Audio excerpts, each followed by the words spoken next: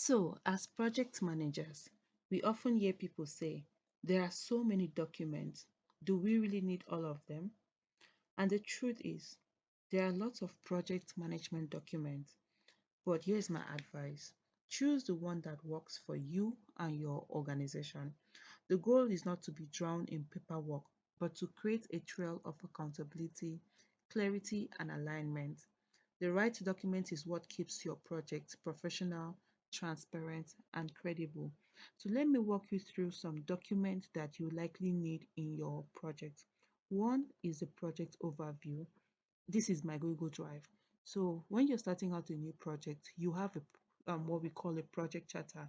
This is where the document, the project is actually authorized for the project manager to start working on. Here we have the high level requirements, which comprises of the executive summary, problem statement, project goals, scope, project deliverables, team setup, timelines, budget estimates, document approval page.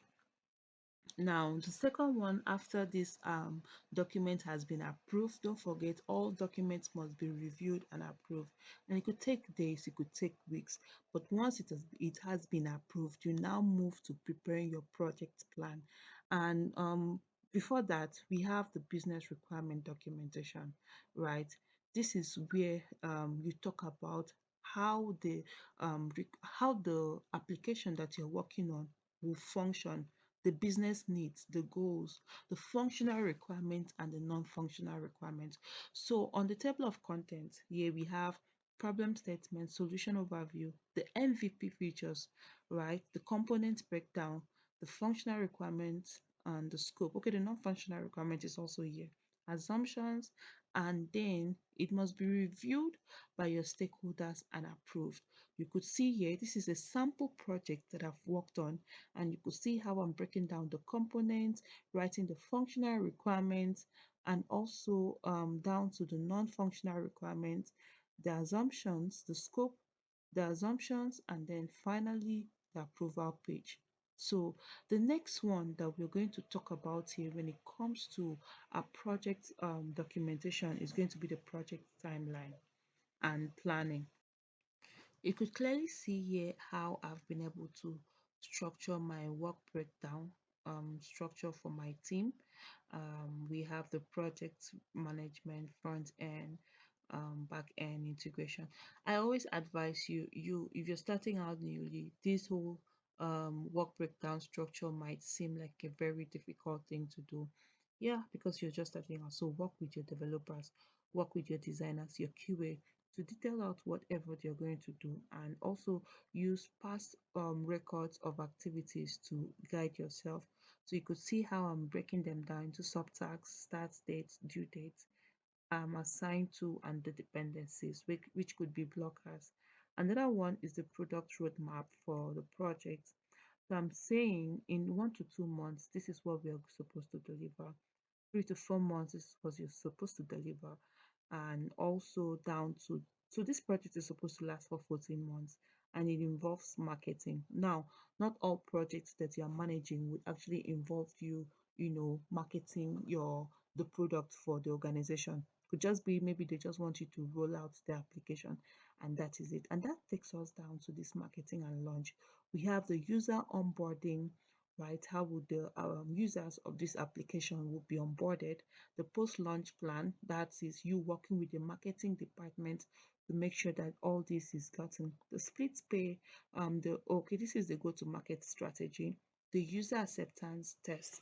So the user acceptance test is like a checklist of events, right? On what are you going to use to measure that the application is working fine, which will authorize the stakeholders to sign off on the application. If you're a freelancer, you're consulting for a company, you must always have a checklist, right, that satisfy your stakeholders' needs. So one could actually be maybe a definition of done. Another one could be your scope requirement document, and also another one could also be this user acceptance testing. After everything has been tested by your users that you've actually put out for this purpose, You now get the final sign off. Upon successful completion of UAT, a sign off will be obtained from key stakeholders indicating that the application is ready for production deployment. So your user acceptance test would also be done on production as well, and it will be signed off. That's when you now close your project with your lessons learned and everything. So if it has nothing to do with marketing, then no problem. We have the status report and risk register. So when it comes to status reports, you don't need at any point you find yourself being asked what's the status of that project, just know that you're slacking, right? And just be proactive as a project manager. What are the possible risks that you encounter on this project, and how do you make sure that your stakeholders and team members stay aligned, are updated every now and then about the project progress? That is on you. So how do you write your project report?